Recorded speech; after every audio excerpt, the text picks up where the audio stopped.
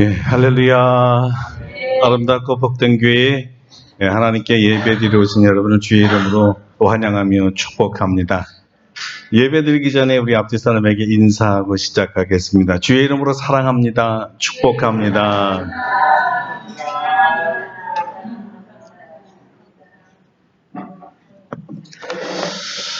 예, 이제 우리 다 같이 묵도하심으로써 신령과 진정으로 하나님께 예배 드리겠습니다.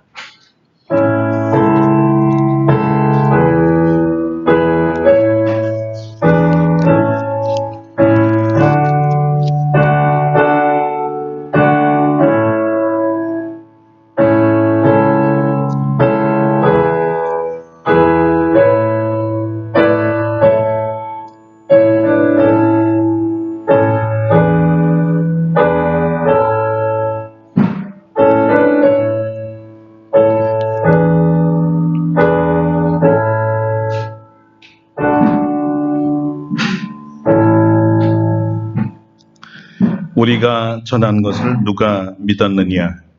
여호와의 팔이 누구에게 나타났느냐? 그는 주 앞에서 자라나기를 연한 순 같고 마른 땅에서 나온 뿌리 같아서 고운 모양도 없고 풍채도 없은즉 우리가 보기에 흠모할 만한 아름다운 것이 없도다. 그는 멸시를 받아 사람들에게 버림받았으며 간고를 많이 겪었으며 질고를 아는 자라. 마치 사람들이 그에게서 얼굴을 가리는 것 같이 멸시를 당하였고 우리도 그를 귀히 여기지 아니하였도다. 아멘. 걸어가신 하나님, 감사와 찬송과 영광을 돌립니다. 지금 이 시간에도 성령님께서 우리 가운데 운행하시며 각 사람 머리 위에 임하여 주시고 성삼위 하나님의 임재를 알게 하시고 느끼게 하시고 찬양하게 하심을 감사드립니다. 특별히 사순절이 시작되어서 모두 예수 그리스도의 구속의 은혜를 깊이 생각하게 하여 주시옵고 십자가에서 흘리셨던 그 피와 물과 눈물을 기억하며 우리를 위해서 죽으신 예수를 위해서 사는 하나님의 거룩한 자녀들 되게 하여 주시옵소서. 오늘도 마음과 정성과 뜻을 다하여 성삼위 하나님을 예배하오니 우리의 예배를 받으시고 기뻐하여 주시옵소서. 우리에게는 십자가에서 구속해 주셨던 그 놀라운 사랑이 물붓듯 부어지게 하시고 성령을 한량없이 부어 주시옵소서. 예수님의 이름으로 기도드립니다. 아멘. 다 같이 일어나셔서 찬송가 1장으로 하나님께 영광 돌리겠습니다.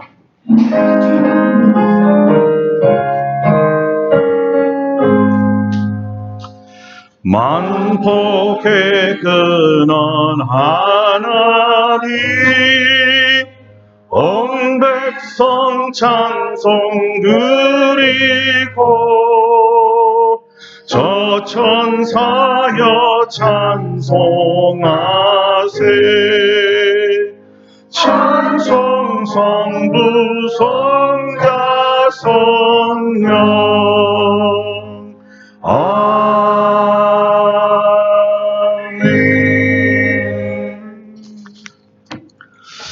예, 성시교독은 124번 사순절 첫 번째입니다. 함께 교독하시겠습니다. 내 하나님이여 내 하나님이여 어찌 나를 버리셨나이까? 어찌 나를 버리셨나이까? 어찌 아니하시며 내 출소를 듣지 아니하시나이까? 내 하나님이여 내가 낮에도 부르짖고 밤에도 잠잠하지 아니하오나 응답하지 아니하시나이다. 이스라엘의 자손에게 주여 주님께서 우리 조상들이 주께 의뢰하고 의뢰하였으므로 그들을 건지셨나이다. 그들이 주께 불주여 어렵고 주께 의뢰하여 주를 아니하나이다. 나를 멀리하지 마옵소서. 환난이 가까우나 도울 자 없나이다. 약한 우리가 나를 불러 예수를 찾나이다. 내가 내 모든 뼈를 셀 수 있나이다. 그들이 나를 주목하여 보고 내 겉옷을 나누며 속옷을 제비 뽑나이다. 여호와의 머리에 주옵소서. 나의 힘쓰라 나를 도우소서. 나를 사자의 입에서 구하소서. 주께서 내게 응답하시고 들소의 뿔에서 구원하셨나이다. 내가 주의 이름을 영광에 선포하고 백성에서 찬송하리이다. 여호와를 두려워하는 너희여 그를 찬송할지어다. 야곱의 모든 영광에 그에게 영광을 돌릴지어다. 너희 이스라엘 모든 자손이여 그를 경외할지어다. 아멘. 침묵으로 참회의 기도를 드립니다.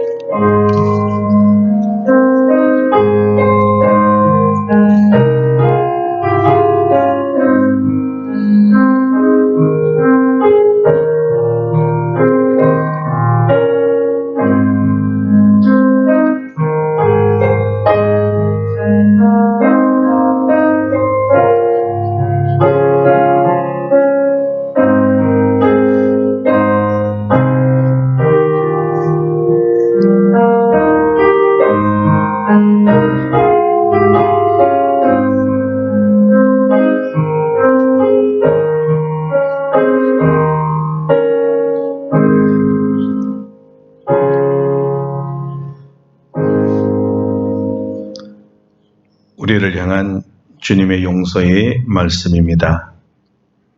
작은 자야, 네 죄사함을 받았느니라. 아멘.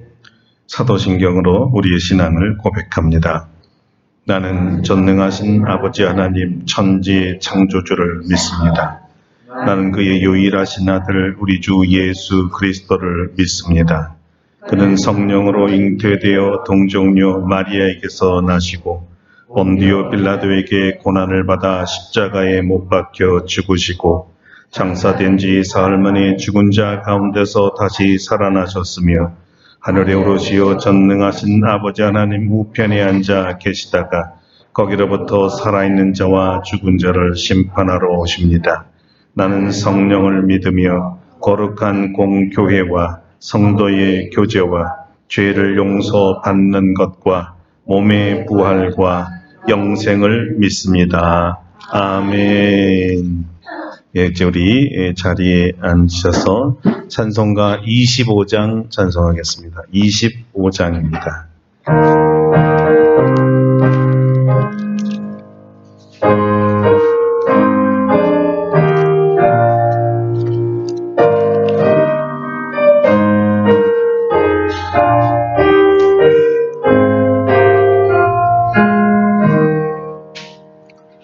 면류관 벗어서 주 앞에 들이세 저 천사 기쁜 노래가 온 땅에 퍼지네 내 혼악 깨어서 주 찬송하여라 온 백성 죄를 속하신 만왕의 왕일세 면류관 벗어서 주 앞에 들이세 그 손과 몸의 상처가 영광중 빛나네 하늘의 천사도 그 영광 보고서 고난의 신비하고자 늘 흠모하도다 면류관 벗어서 주 앞에 들이세 온 세상 전쟁 그치고 참 평화 주 보좌 앞에서 온 백성 엎드려 그 한량없는 영광을 찬송합니다.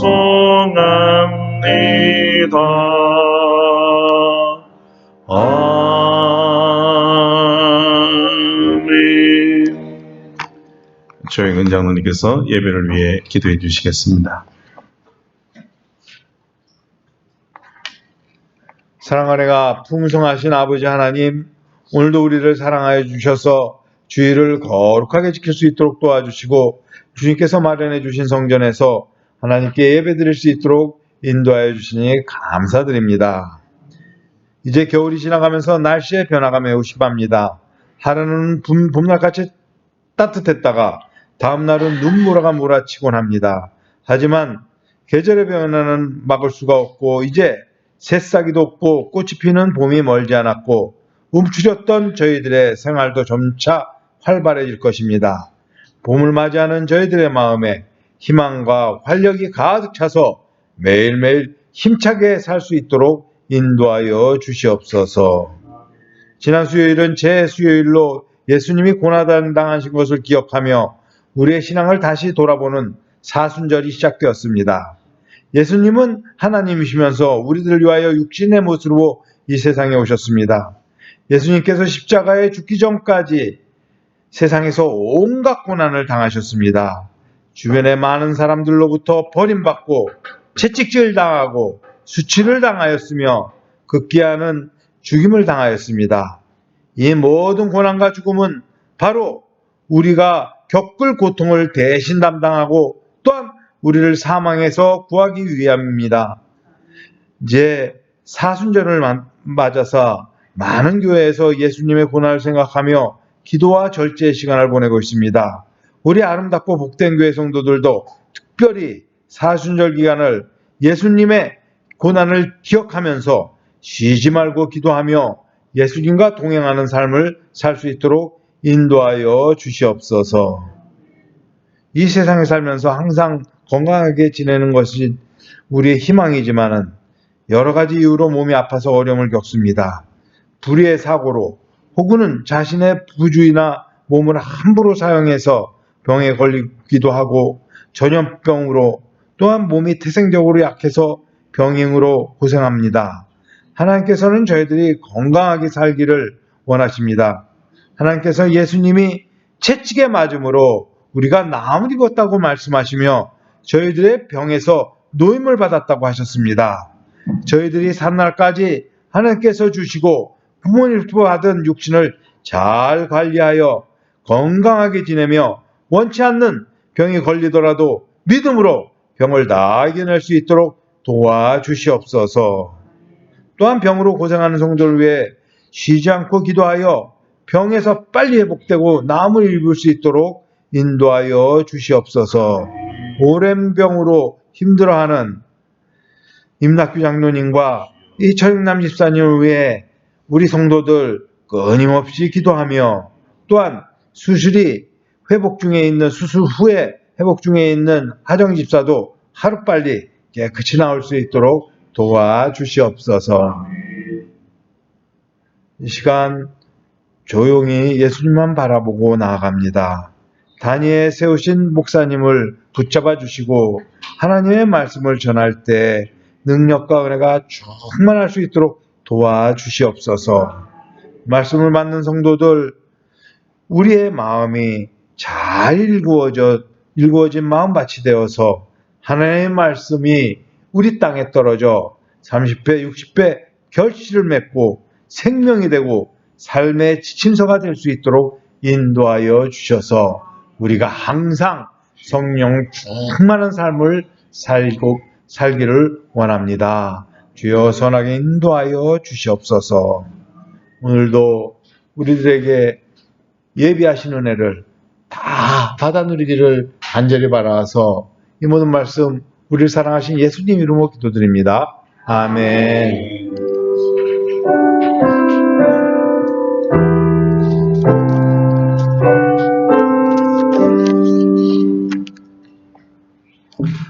예, 기도 감사합니다. 오늘 우리에게 주신 하나님의 말씀은 구약 성경 사무엘 상서입니다. 사무엘상 24장입니다. 사무엘상서 24장 1절로 7절까지 말씀입니다. 사무엘상서 24장 1절부터 봉독해 드립니다. 사울이 블레셋 사람을 쫓다가 돌아오매 어떤 사람이 그에게 말하여 이르되 보소서 다윗이 엔게디 광야에 있더이다 하니 사울이 온 이스라엘에서 택한 사람 3,000명을 거느리고 다윗과 그의 사람들을 찾으러 들염소 바위로 갈새 길가 양의 우리에 이른즉 굴이 있는지라. 사울이 뒤를 보러 들어가니라. 다윗과 그의 사람들이 그 굴 깊은 곳에 있더니 다윗의 사람들이 이르되 보소서 여호와께서 당신에게 이르시기를 내가 원수를 내 손에 넘기리니 내 생각에 좋은 대로 그에게 행하라 하시더니 이것이 그날이니이다 하니 다윗이 일어나서 사울의 겉옷자락을 가만히 베니라. 그리한 후에 사울의 옷자락 뱀으로 말미암아 다윗의 마음이 찔려 자기 사람들에게 이르되 내가 손을 들어 여호와의 기름 부음을 받은 내 주를 치는 것은 여호와께서 금하시는 것이니 그는 여호와의 기름 부음을 받은 자가 됨이니라 하고 다윗이 이 말로 자기 사람들을 금하여 사울을 해치지 못하게 하니라. 사울이 일어나 굴에서 나가 자기 길을 가니라. 아멘. 할렐루야. 오늘 말씀으로 우리에게 크신 은혜 주실 줄로 믿습니다. 오늘은 반대자를 향한 더 큰 주님의 뜻이란 제목으로 말씀을 증거하겠습니다. 동부 유럽의 알바니아라는 나라가 공산주의에서 벗어나서 민주공화국이 된 해가 1992년이었는데요. 그 후에 얼마 지나지 않아서 제가 알바니아에 단기 선교를 간 적이 있습니다. 알바니아인 전도를 위해서 6주간 동안 알바니아어를 배우기도 했습니다. 도착하자마자 아직 군인들이 실탄을 장정한 채 이 총을 들고 경계할 정도로 분위기는 아주 살벌했습니다. 그래도 아무것도 들어가지 않는 상태에 복음이 제일 먼저 들어가야 한다는 생각으로 같이 훈련을 받은 다국적의 우리 멤버들과 함께 24명의 대원들이 함께 7주간 그곳에서 지내며 예수님을 전했습니다. 그런데 이 예수님을 전하는 이 과정에 아주 큰 장애물을 만났습니다. 그 장애물은 알바니아 사람들이 아니었습니다. 군인들도 아니었고요. 그들이 오랫동안 섬겨왔던 이슬람교의 신앙도 아니었습니다.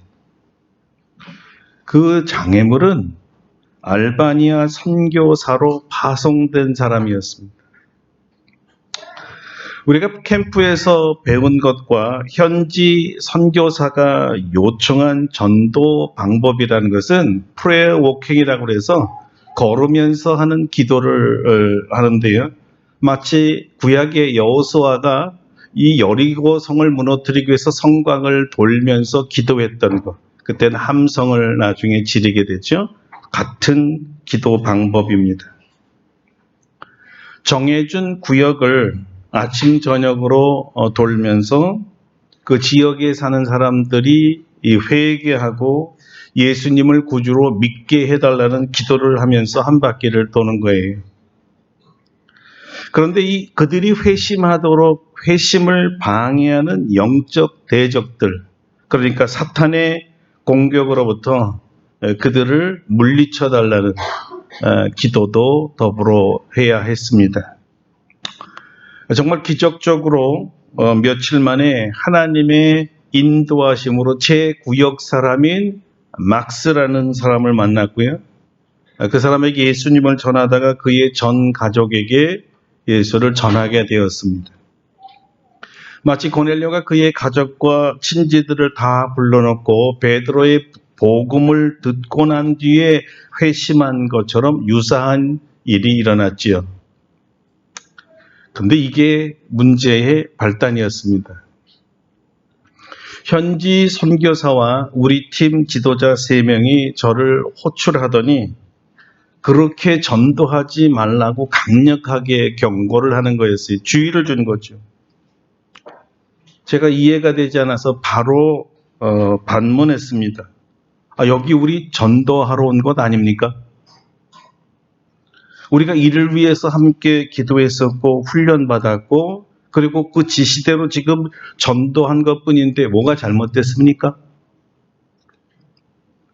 그 선교사가 이렇게 얘기했습니다. 당신은 전도하고 그냥 고국으로 가면 끝이지만 남아있는 나는 현지인들의 반대를 감당할 수 없기 때문에 단지 기도만 하라는 것이었습니다.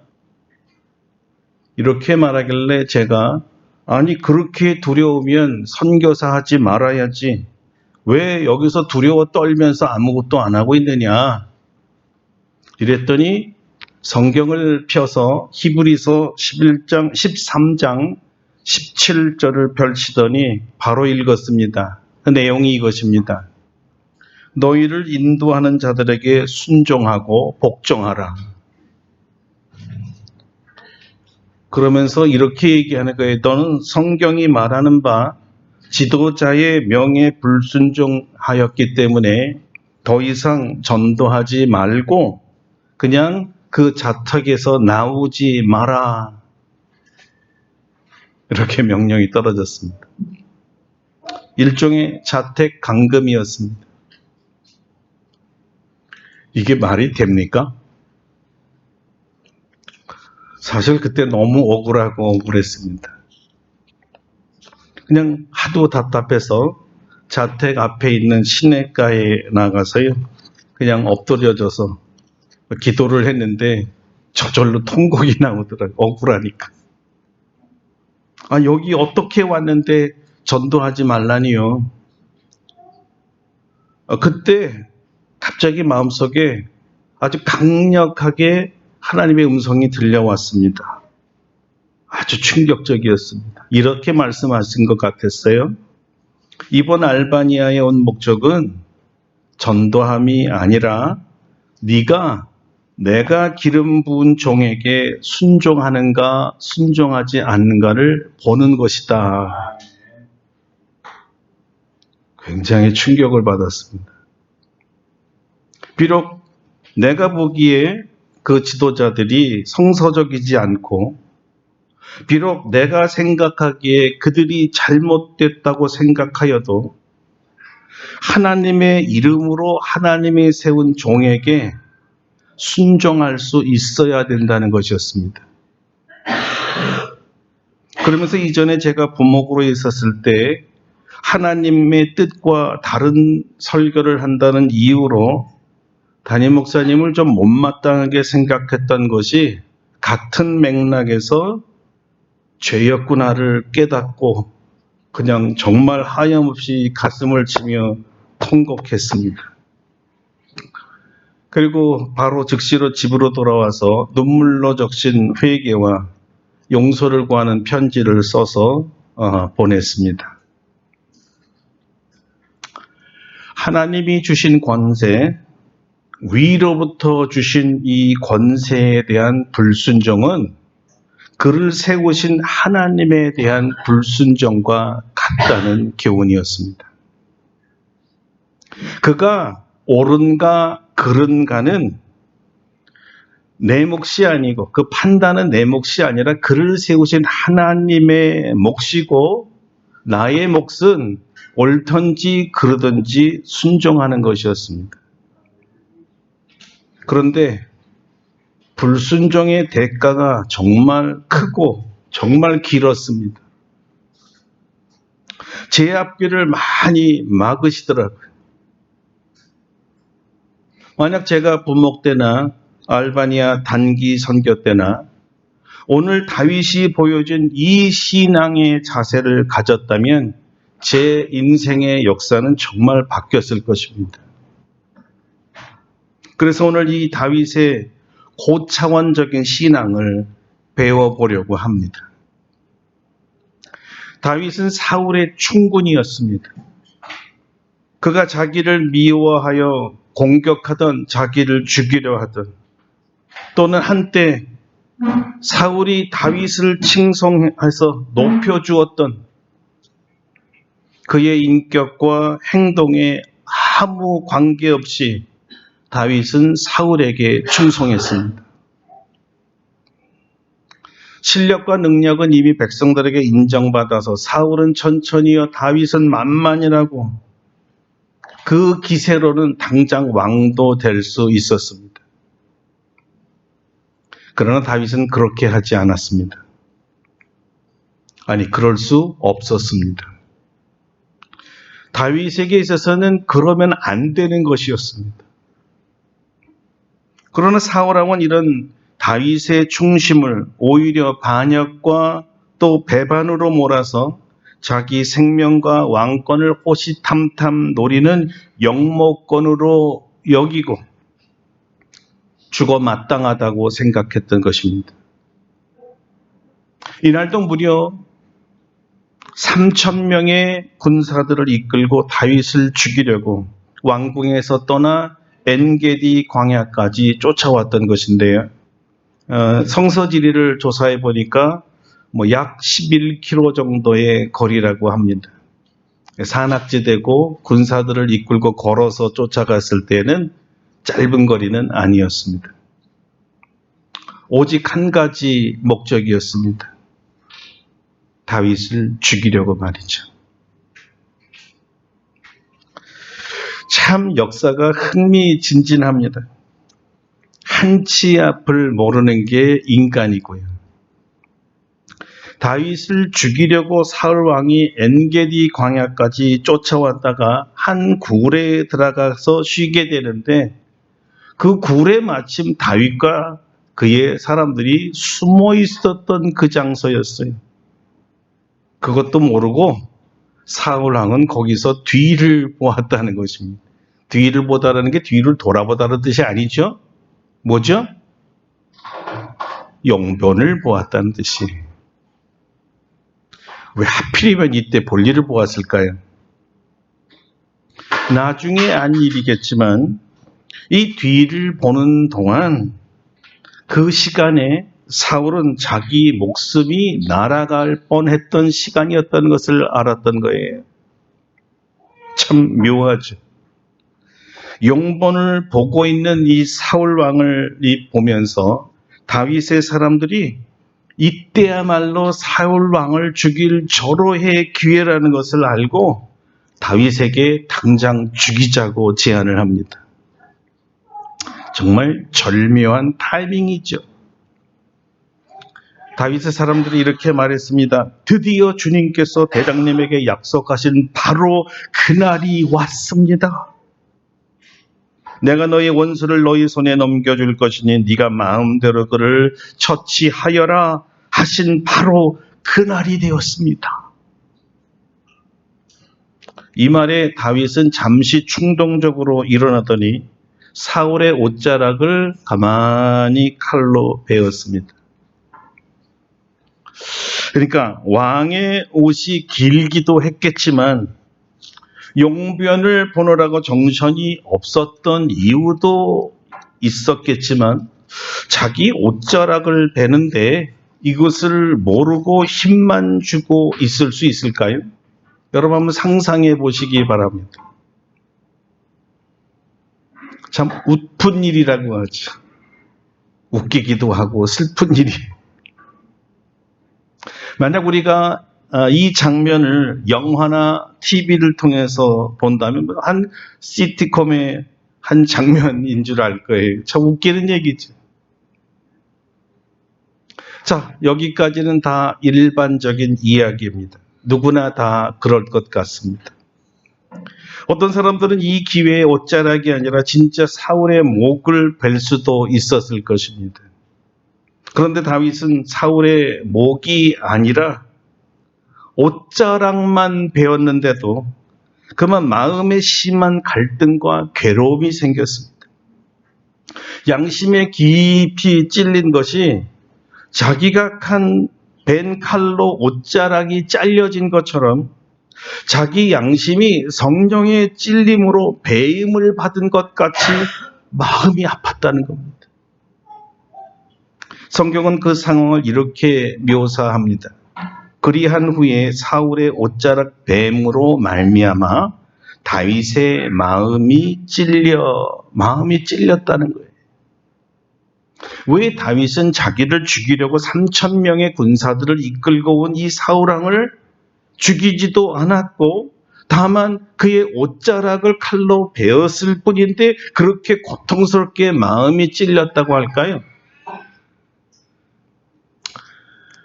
자, 우리는 여기서 다윗의 사람들과 다윗의 신앙의 차이, 그리고 그의 인격의 차이를 보게 됩니다.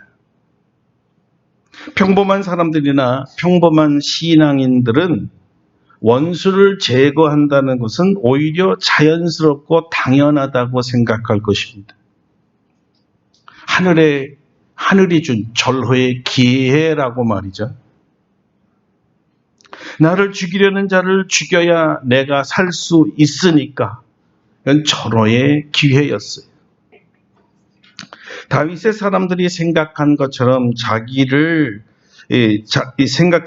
자기가 그렇게 생각했는데 하나님의 생각이라고 하면서 하나님의 말씀을 들이대면서 마치 정말 경건한 사람인 양 믿음이 있는 것처럼 정말 하나님이 이것을 말씀하신 것입니다 라고 말하게 하는 사람들이 있다는 것입니다.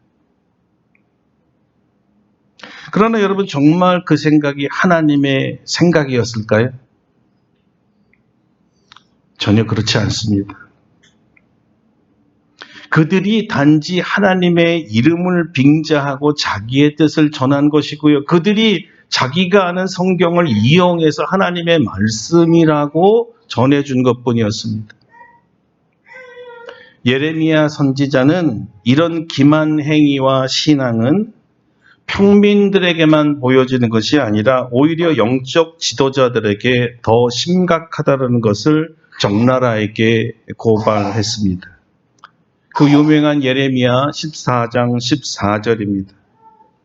여호와께서 내게 이르시되 선지자들이 내 이름으로 거짓 예언을 하도다. 나는 그들을 보내지 아니하였고 그들에게 명령하거나 이르지 아니하였거늘 그들이 거짓 계시와 점술과 헛된 것과 자기 마음의 거짓으로 너희에게 예언하는도다. 하나님께서 말씀하지 않으셨다는 거예요.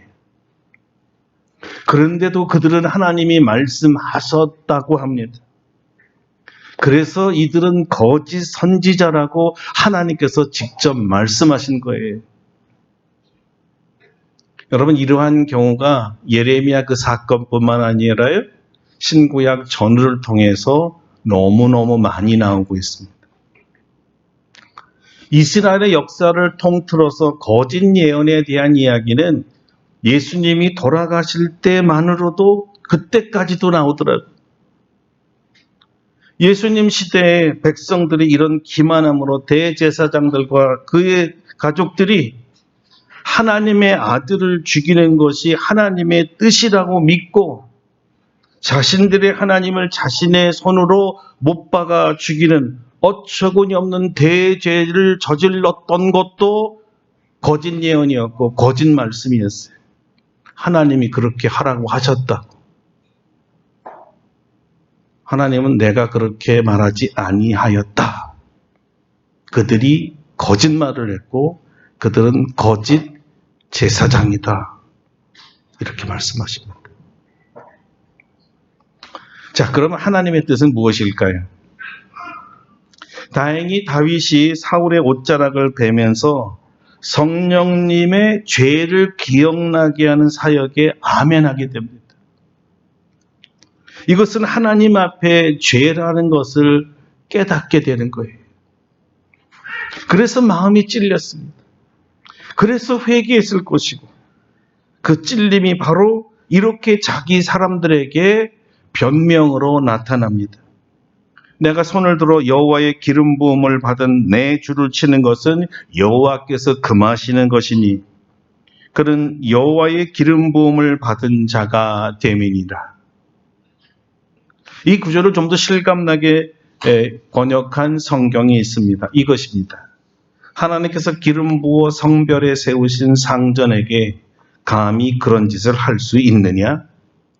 그분에게 손을 대다니 천벌 받을 소리다. 다윗의 신앙 중에 한 면모는 하나님께서 기름 부은 자를 해하는 것은 그를 세우신 하나님을 해하는 것과 같다고 생각한 것입니다. 그러니 하나님을 경외하고 사랑하는 다윗이 하나님을 대적하는 일을 했겠습니까? 했겠어요?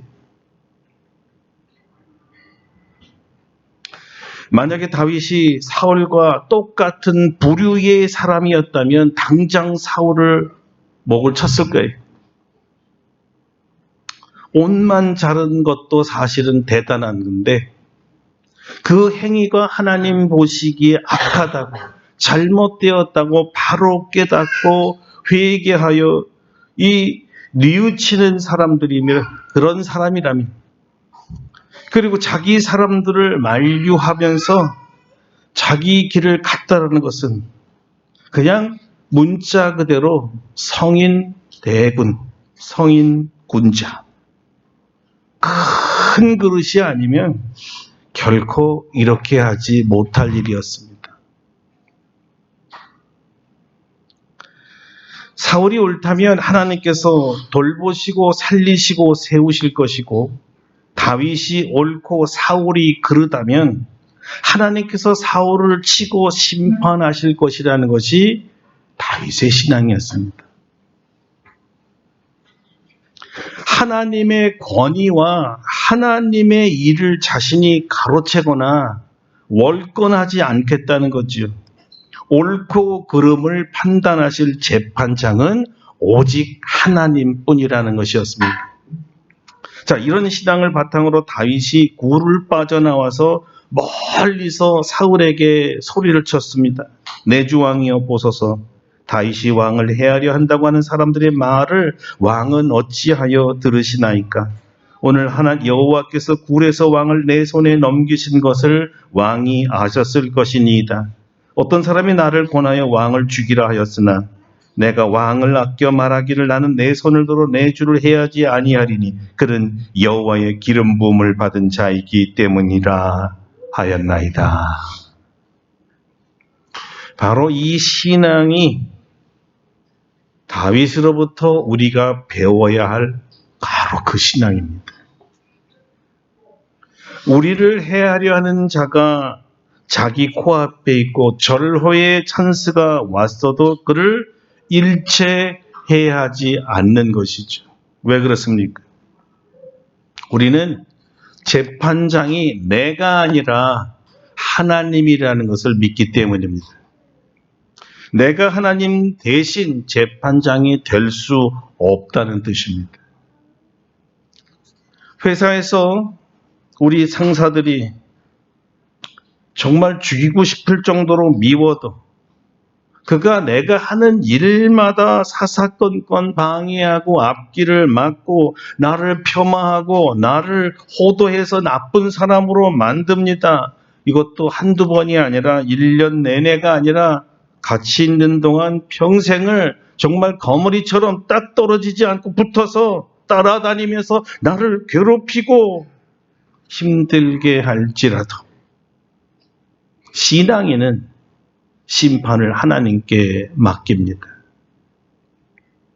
그가 나에게 행한 모든 행적을 주께서 보시면서 옳지 않다, 저것이 잘못됐다 판단하시면 주님께서 주님의 시간에 주님의 방법으로 심판하실 것이니까요. 자, 여러분, 사울왕은 어떻게 되었을까요? 사울왕 자신만 아니라 사랑하는 아들 요나단과 온 친인척이 다 죽습니다. 하나님의 심판을 받고 말이죠. 다윗이 모든 행위의 재판장이 하나님이신 것을 알고 심판을 하나님께 맡겼다는 것은 대단히 훌륭한 일이고 정말 칭찬받을 만한 일이고 우리의 존경을 받을 일입니다. 그런데요, 여기서도요, 다윗에게 한 가지 부족한 것이 있다는 것입니다. 완벽해 보이는 보통 사람은 따라할 수 없는 이 위대한 일을 했는데도 아직 하나님의 원하심과 다른 것이 있었어요. 한 가지가 뭘까요? 그 한 가지는 하나님의 더 큰 뜻입니다. 더 큰 뜻. 정확히 표현하면요, 나의 반대자 또는 대적을 향한 하나님의 더 큰 뜻입니다. 그것이 무엇일까요? 원수 또는 반대자를 향한 더 큰 하나님의 뜻은 하나님의 아들 예수 그리스도를 통해 말씀해 주셨고 보여주셨습니다. 그 말씀은 이것입니다. 나는 너희에게 이르노니 너희 원수를 사랑하며 너희를 박해하는 자를 위하여 기도하라. 이것이었습니다. 단지 심판과 보복을 참고 재판을 하나님께 맡기는 것은 하나님의 뜻을 이루는 첫 관문이요 수순이라는 거예요. 이게 다가 아니라는 뜻이죠. 실제로는 그 다음이 더 중요하고 더 우리에게 바라시는 것입니다. 예수님의 말씀은 우리를 미워하거나 우리에게 부당하게 대하는 사람들에게도 사랑을 나타내야 한다는 뜻입니다.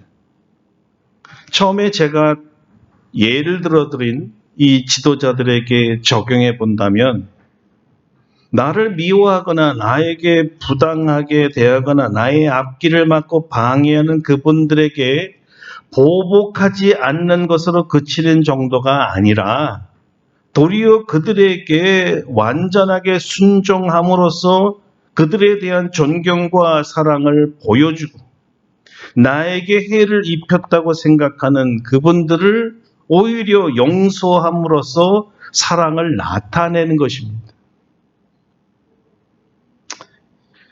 예수님의 그 용서는 마음으로만 아니고 말로만이 아니라 자신의 대적자들의 허물을 자신이 대신 지고 형벌을 받는 것으로 증명하셨습니다. 그것이 바로 십자가입니다. 한마디로 주님은 반대자를 죽이거나 욕설하거나 나쁘게 대하는 것이 아니고 반발하는 것이 아니고 용서하고 그들을 축복하고 그를 위해 희생하셨어요. 우리도 그렇게 하라는 것입니다. 여러분, 이것이 반대자를 향한 하나님의 더 큰 뜻입니다. 왜냐하면 우리가 순종이라는 사랑을 나를 반대하고 해야 하는 상사들에게 나타내면 원수 같았던 그 사람이 놀랍게도 변화될 수 있다는 거예요. 하나님이 보시고 하나님이 원하시는 일은 바로 이런 것입니다. 그가 오히려 고마움으로 우리를 껴안는 모습을 하나님이 보고 싶어 하는 거예요. 나는 너를 죽이려 하고 너를 반대하고 너를 못되게 그러는데 너는 나를 사랑으로 존경하고 순종해. 이런 사람 만나 고마워하며 그를 끌어안는 모습을 보고 싶다는 거지. 자, 그러려면 우리가 더 큰 마음으로 더 큰 사랑을 가지고 그를 내 품에 품어야 합니다. 우리가 가장 부족한 면이죠. 아니, 어쩌면 알고도 하기 싫은 거죠. 아니, 절대 못하는 거죠. 어떤 분은 내 눈에 흙이 들어가기 전까지는 안 되는 거죠. 그런데 그것이 주님의 더 큰 뜻입니다. 용서의 축복과 순종을 더한다면 우리의 반대자는 평생 우리의 원수가 되지 않을 것입니다. 성경에서는 우리가 원수를 친절하게 대해야 한다고 권하면서 그렇게 하는 것이 그의 머리 위에 숯불을 쌓는 것과 같다고 말해 주었습니다. 잠언 25장입니다. 자, 이 비유적인 표현은 이 광석에 이 열을 가해서 귀금속을 얻어내는 과정을 말하는 것인데요. 정금과 같은 복을 얻는다는 뜻입니다. 우리의 시련을 통하여, 우리의 연단을 통하여, 우리의 고난을 통하여 오히려 용서와 사랑을 나타내면 보석과 같은 심리, 보석과 같은 관계, 보석과 같은 복으로 나타난다는 거예요. 우리가 우리를 미워하는 사람에게 도리어 친절하게 대한다면 그의 화가 누그러질 것이고 그가 오히려 좋은 이 품성으로 좋은 성질로 바뀌어질 수 있다는 것입니다. 그 변화가 나중에는 우리에게 복으로 오게 될 것이고 기대치 아니했던 더 큰 도움을 얻게 할 것이고 더 좋은 관계로 발전시켜 나갈 수가 있습니다. 그래서 주님은 우리에게 너를 미워하는 사람에게 선을 행하라 이렇게 가르치셨는데요. 산상수훈에서는 특별하게 이렇게 구체적으로 말씀하셨습니다. 또 내 이웃을 사랑하고 내 원수를 미워하라 하였다는 것을 너희가 들었으나 나는 너희에게 이르노니 너희 원수를 사랑하며 너희를 박해하는 자를 위하여 기도하라. 마찬가지로 바울은 네 원수가 굶주리기든 먹이고 목말라 하거든 마실 것을 주어라고 했어요. 베드로는 모욕을 모욕으로 갚지 말고 오히려 축복으로 갚으라고 합니다. 자, 이 조언들을 따를 때 우리가 맺은 상사와 이웃과와 권세 있는 자들과의 증오의 이 사슬을 끊어버릴 수 있을 뿐만 아니라 증오의 대상자가 사랑의 대상자로, 원수였던 자가 친구로 변할 수 있다는 것입니다. 만일 우리가 우리를 모욕하는 사람을 위해 기도하면서 축복하고 누가 우리를 모욕할지라도 같이 모욕하며 악을 악으로 갚지 아니하고 오히려 그를 용서해달라고 하나님께 기도하면서 내가 직접 스스로 보복하지 않고 재판장이신 하나님께 그 판단을 맡긴다면 그 반대자는요, 여러분의 앞길을 막는 방해자가 아니고 여러분의 길을 활짝 열어줄 사람이 되는 것입니다. 여러분을 반대하는 일이 정말 반복되고 오래되었을지라도 성경은 오래 참고 친절하게 행동하라는 것이 그게 사랑이니까. 반대자에게 만일 화풀이나 투정이나 반박이나 어떤 형태의 불쾌한 불순종을 보여준다면 그 반대는 더 치밀해지고 잔인해지고 강력해지고 끈질기게 되겠지요. 악을 이기는 방법은 더 센 악이 아닙니다. 악을 이기는 유일한 방법은 선입니다. 미움을 이기는 방법은 더 세게 비하하는 것이 아니고요. 사랑하는 겁니다. 불친절을 이기는 방법은 같이 화내고 불친절하게 하는 것이 아니라 온유하고 친절을 보여주는 겁니다. 사람들의 마음을 녹이는 강력한 약들이 바로 이런 거예요. 여러분, 이것이 인생에서 우리를 반대하며 핍박하며 불쾌하게 만드는 반대자들을 다루는 방법인데요. 이것이 바로 하나님의 더 큰 뜻이라는 것입니다. 사울을 품으세요. 다윗처럼 말이죠. 품는 자가 큰 자거든요. 지우가 엄마를 품습니까? 엄마가 지우를 품습니까? 누가 커요? 품는 자가 큰 거예요. 그렇죠? 엄마가 절대적으로 큽니다. 하나님의 눈에는 하나님의 더 큰 뜻을 찾는 자를 찾고 계십니다. 그에게 아주 놀라운 기회를 주시기 위한 거예요. 사울은 다윗이 다윗 되기 위한 하나님의 도구였습니다. 여러분, 반대자를 그렇게 만드세요. 그것이 하나님의 더 큰 뜻이니까요. 자, 기도하겠습니다. 여태까지 인생 동안 아주 지긋지긋하게 따라다니면서 나를 망치려 하고 방해하고 끝까지 나를 괴롭힌 사람이 여전히 있습니까? 아니면 현재 그렇습니까? 어떻게 하면 될까요? 같이 쳐 죽일까요? 같이 악으로 갚을까요? 더 세게 안 갚음할까요? 오늘 주님은 그 정도가 아니라 무조건 기도하고 축복하고 사랑으로 품어라. 그 사람을 변화시키라는 거죠. 문제는 우리가 품지 못할 사랑 없음에 있습니다. 그들의 문제가 아니라 나의 문제였어요. 내가 그릇이 작아서 큰 마음, 큰 사랑으로 품지 못해서 만든 문제이기 때문에 우리 주님은 우리가 그렇게 되기를 원하신다는 거예요. 함께 한 1분간 침묵으로 좋습니다. 통성으로 좋습니다. 각자 기도합시다.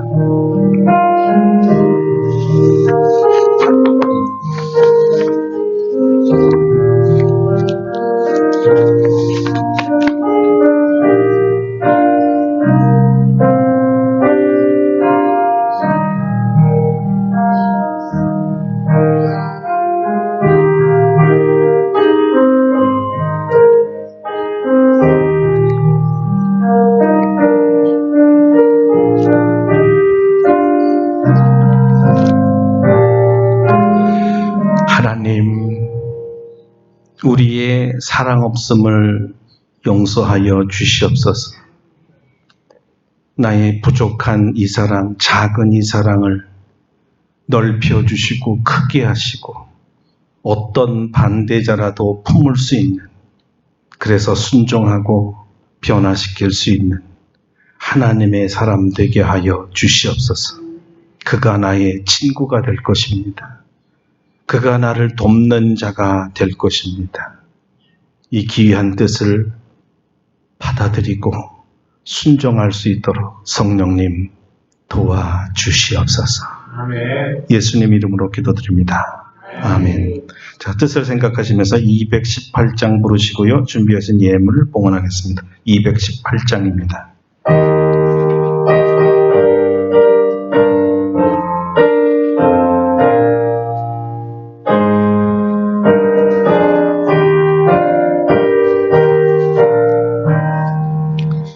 내 마음과 정성을 다하여서 주 너의 하나님을 사랑하라.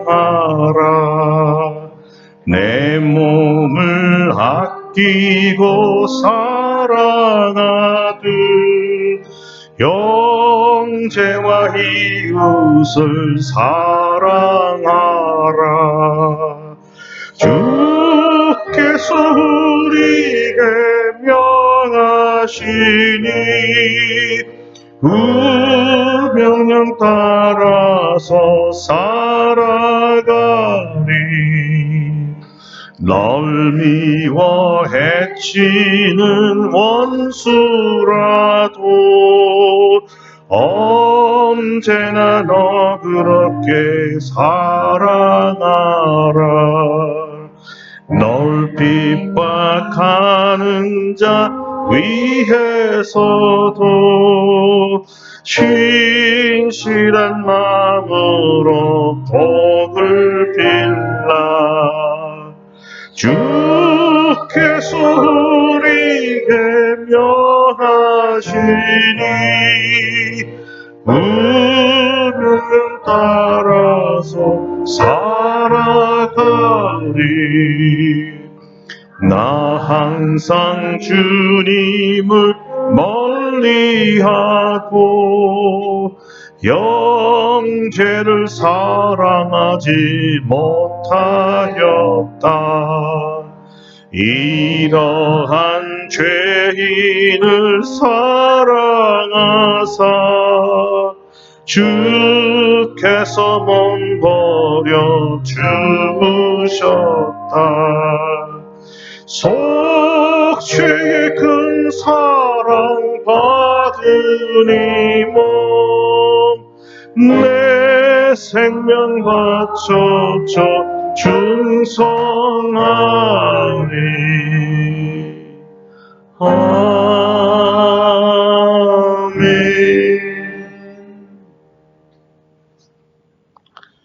전에 우리는 주님과 원수되었던 사람들입니다.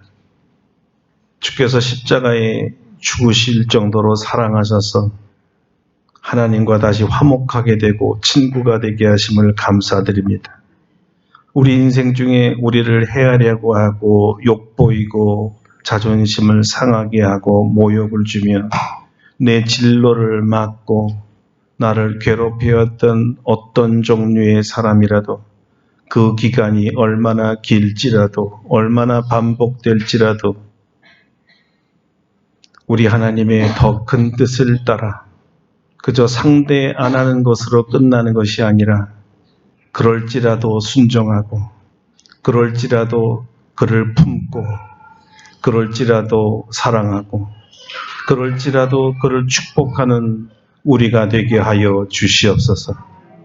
그들이 변하여 우리의 편이 되어주며 친구가 되어주며 도울 자가 되며 막힌 길을 열어줄 자가 될 줄로 믿습니다.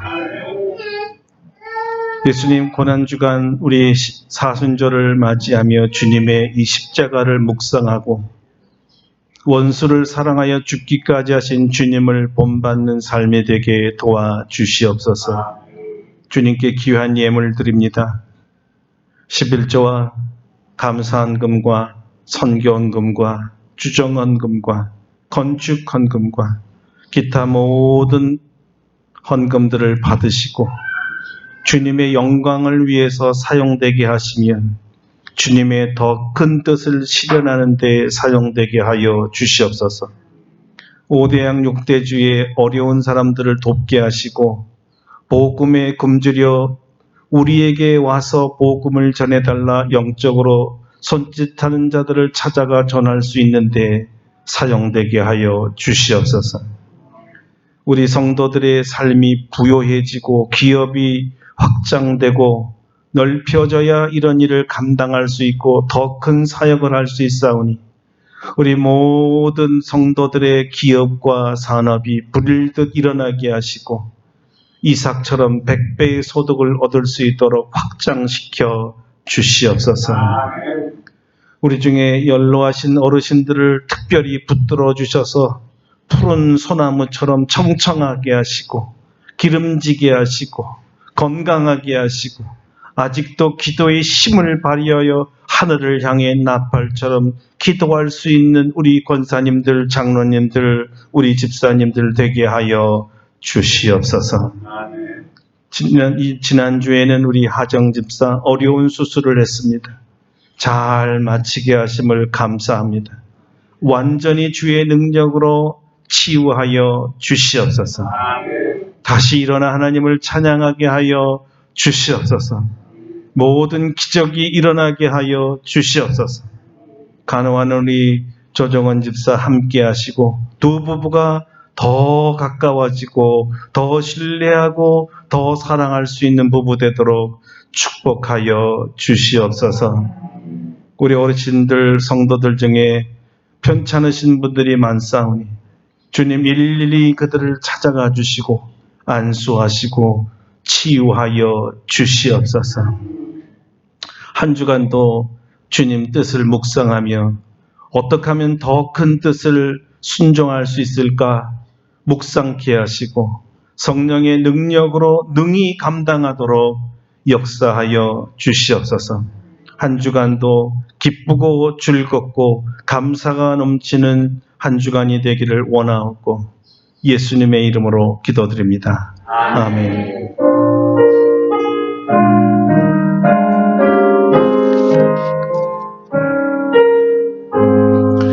예, 다 같이 일어나셔서 336장 찬송하고 예배를 마치겠습니다. 336장입니다.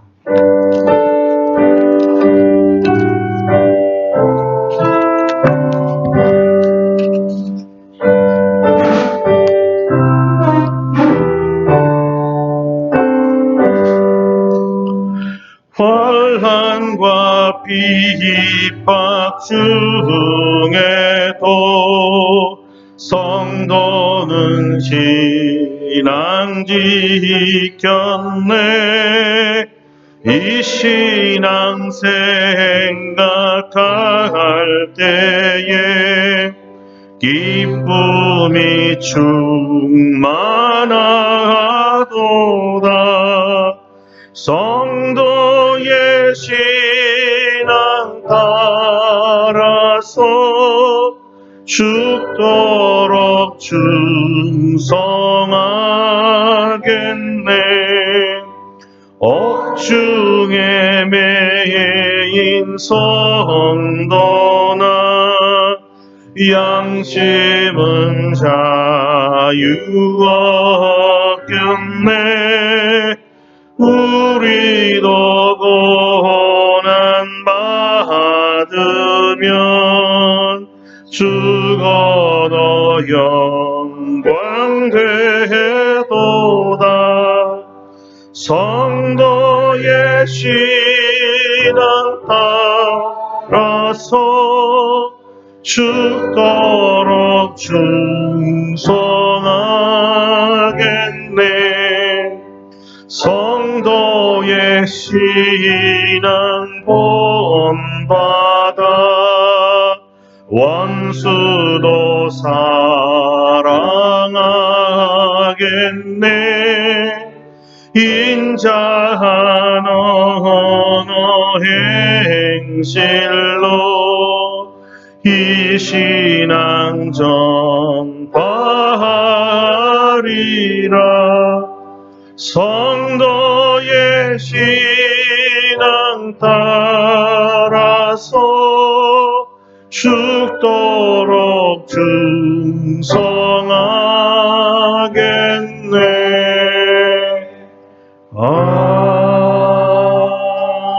아멘.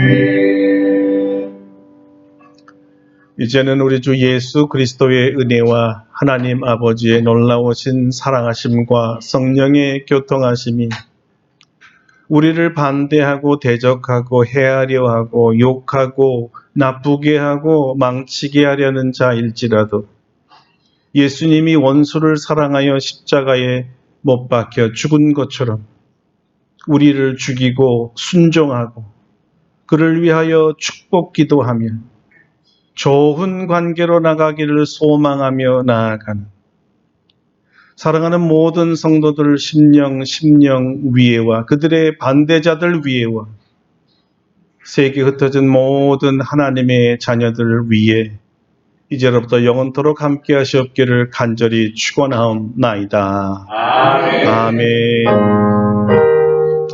할렐루야. 감사와 찬송과 영광을 돌립니다. 아멘. 우리 하나님께 감사와 영광의 박수 드립니다. 자리에 접속하시겠습니다.